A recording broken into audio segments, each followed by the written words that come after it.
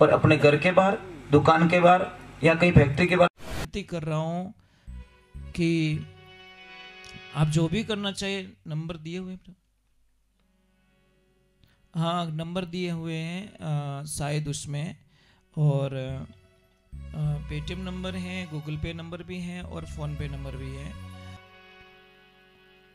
77-420-62-443। इस नंबर पे आप गूगल पे कर सकते हो, फोन पे कर सकते हो और पेटीएम कर सकते हो। ये नंबर है। जो देख रहे हैं उनसे मेरी एक हाथ जोड़ के विनंती है कि आज बहुत बड़ा मौका मिल रहा है आपको पुण्य करने का, धर्म करने का। आपका एक 5, 10, 50 रुपया, 100 रुपया, 500 रुपया भी गाय माता के लिए बहुत बड़ा योगदान बन सकता है। और गाय माता के लिए चारे की व्यवस्था हो सकती है, 1 दिन की, 2 दिन की, 5 दिन की, जो भी करना चाहे वो कर सकते हैं। गाय माता आपका खूब भला करेंगे, खूब रक्षा करेंगे, खूब ईश्वर आपकी मनोकामना पूर्ण करेंगे। हमारे धर्मशास्त्र में भी लिखा है कि मर जाऊं मांगू नहीं तन अपने काजा, पर मात्र के कारण मांगत आवे मने नहीं लाजा। हमारे लिए कुछ भी नहीं चाहिए, हमको कुछ भी नहीं चाहिए, पर हमारी गाय माता के लिए अगर नहीं मांगेंगे तो कहाँ से करेंगे, क्या करेंगे? हम तो कैसे भी गोली बिस्किट खा के, पानी पी के भी हम दिन निकाल देंगे, पर मेरी माँ गाय माता, मेरे छोटे छोटे बच्चे हैं, गाय माता है, वो तो जब जाते हैं तो सामने देखते हैं कि कुछ लाए होंगे, कुछ खिलाएंगे। तो उनके लिए आपसे एक प्रार्थना कर रहा हूँ, हाथ जोड़ के विनंती कर रहा हूँ कि आप जो भी करना चाहिए, नंबर दिए हुए हैं, हाँ नंबर दिए हुए हैं शायद उसमें, और पेटीएम नंबर है, गूगल पे नंबर भी है और फ़ोन पे नंबर भी है।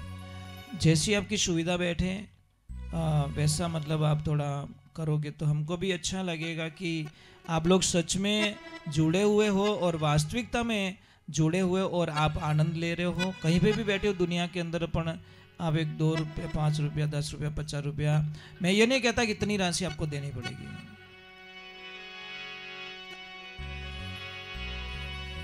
एक बार नंबर वापस बोल देता हूं, 77-420-62-443। इस नंबर पे आप गूगल पे कर सकते हो, फोन पे कर सकते हो और पेटीएम कर सकते हो। ये नंबर है।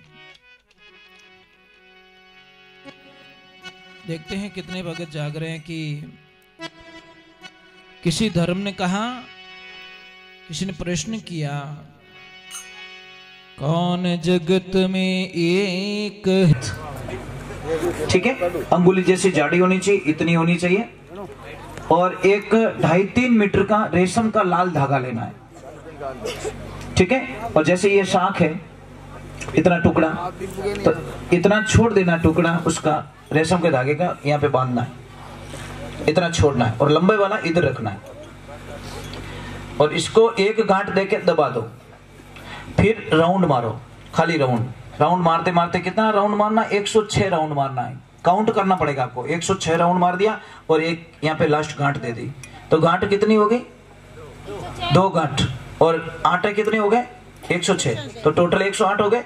फिर ये दोनों धागा, जो एक तो ये बच्चा था, एक इधर से बच्चा, दोनों को सेम मात्रा में पकड़ के 3 गांठ देनी है, ठीक है। ये जब बना दो, उसके 1 दिन पहले मुझे कॉल करना है, मैं मोबाइल पे कुछ बोलूंगा, वो आपको बोलना है, और अपने घर के बाहर, दुकान के बाहर या कहीं फैक्ट्री के बाहर लटकाना, किसी की नजर पड़नी चाहिए, ऊपर गुप्त में नहीं, बाहर नजर पड़नी चाहिए।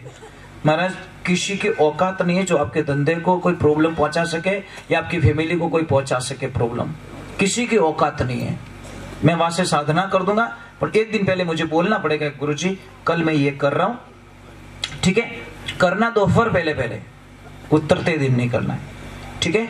और दूसरे नंबर, आप मेरा नंबर ले लीजिए, कोई सलाह लेनी हो तो 99% आपको वहां पे आना पड़ता है, बाई चांस 10% ही एक ऐसी गैप रहता है कि उसके अंदर अगर आप नहीं आ पा रहे हो तो मुझे टाइम मिल गया तो मैं आपको अब जवाब दे सकता हूँ। कोई भी समस्या हो, गृहस्थी जीवन की हो, धंधे के बारे में हो, या कोई सगाई सगपण की कोई भी प्रॉब्लम्स हो, आप मुझे पूछिए।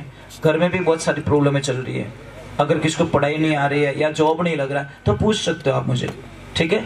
परंतु 99% अगर मैं फोन अटेंड नहीं कर रहा हूँ तो इसका मतलब मैं बिजी हूँ, ठीक है। नाराज मत होना। अगर फोन अटेंड कर लिया तो फिर आपका नसीब, आपसे बात कर लूंगा। तो आपको एक आपका मरना हुआ ही नहीं कि देवी मैं अमर हूं, कि डुप्लीकेट बातें मत करो, झूठ बोलते हो तुम अमर हो तो मैं क्यों नहीं हो सकती, कि देवी मैंने अमर कथा सुन के रखी है इसलिए मैं अमर हो गया, और तूने कभी कथा सुनी नहीं, तू बार बार जन्मती है, बार बार मर जाती है। तो बोले भोलेनाथ मेरे को सुना ही नहीं, कि मैंने बहुत कोशिश की सुनाने की पर कभी सुना ही नहीं तूने, कि अभी मोड़ो नहीं दियो, चलो मुझे भी अमर कथा सुना लो, मैं भी अमर होना चाहती हूँ, मैं मरना नहीं चाहती, कि चलो कोई बात नहीं तैयार। अच्छा मुहूर्त देख के कथा सुना लूंगा। जब मुहूर्त आया तो भोलेनाथ ने बोला जाओ कैलाश के सब जगह आवाज लगा दो, कोई जीव जंतु कोई प्राणी यहाँ पे नहीं रहना चाहिए, क्योंकि अमर कथा में कोई नहीं यहाँ रहना नहीं चाहिए। तो मां पार्वती ने सबको जाके बोल दिया कि भाई के देखो 7 दिन लगेंगे, 7 दिन तक कोई यहाँ पे मत आना, क्योंकि भोलेनाथ मुझे अमर कथा सुना रहे हैं और बीच में कोई विघ्न बाधा नहीं चाहिए। मां पार्वती को दूसरी शर्त रखी कि देखो हुंकारो देवनो जरूरी है, अगर हुंकारो बंद तो कथा बंद। अब मां पार्वती सबको बोल के आ गई। तो एक तोती थी, सूखी तोती थी, तो जैसे ही वो उड़ी तो वो गर्भवती थी, तो अंडा नीचे गिर गया। तो मां पार्वती ने बोला तो अंडा है, ये क्या सुनेगा, अब वो तो वहीं गिरा था। अब महाराज भगवान की कृपा हुई, कथा आरंभ हुई और मां पार्वती जी हुंकारा दे रही, महादेव अंतर ध्यान लगा के बैठे, आंखें बंद करके आसन लगा के बैठे हैं और अमर कथा आरंभ होती है। कथा सुनते सुनते सुनते वो अंडा पकने लग गया, सेवने लग गया और उसमें से एक सुंदर बच्चा पैदा हो गया और इधर मां पार्वती को नींद आ जाती है। अब उस बच्चे ने बोला कि अगर हुंकारो बंद तो कथा बंद। तो वो शुक नाम का जो पक्षी था ना तोता, वो हुंकारो देवनो स्टार्ट कर दियो। जब कथा पूरी हुई 7 दिन में और जैसे ही महादेव ने जय बोली, एकदम पार्वती जी की नींद खुली कि कथा पूरी हो गई। कि हाँ, कि कहाँ तक हुई, तुझे पता ही नहीं है? कि नहीं मैं तो सो गई। ये अरे आप तो सो गए थे, कथा किसने सुनी? वो हुंकारो कौन दे रही हो? तो मैं भी आंखें बंद करके बैठा था कि ये तो पता नहीं है। पीछे देखा तो तोता का बच्चा। भोलेनाथ को क्रोध आया, ये चोर, चोरी से कथा सुन ली, अब मैं तुझे जिंदा छोड़ने वाला। भोलेनाथ ने आप देखा, पार्वती को बोला तेरे से बात बाद में करूंगा, मैं पहले इसको खत्म कर लेता हूं। इसने चोरी से सुन ली, लिया अपना त्रिशूल हाथ में और तोते के पीछे। तोते ने बोला भागने में ही फायदा है, डोकरा मन आगो पछो रेगो है। अबे महाराज वो तोता भागता भागता भागता तीनों लोक में घूम गया। आखिर में बोला कि अब बचने वाला नहीं हो। तो जैसे गए व्यास जी महाराज की कुटिया पे और मां व्यास जी महाराज की लक्ष्मी जी बाल संवार रहे थे। बाल संवार से उबासी आई और उबासी आई तो मुंडो खोलियो और तोते ने मौका देख के मुंह में घुस गया, जाके गर्भ में बैठ गया। बोलते अब शेफ हूं, अब मुझे कोई खतरा, क्योंकि वो जानता था कि भोलेनाथ कभी स्त्री पे हाथ नहीं उठाते। और एक ध्यान रखना, जो सचमुच में इंसान होता है वो मर जाएगा पर अपनी लक्ष्मी पे कभी हाथ नहीं उठाएगा और उसको गाली ग्लोज नहीं देगा।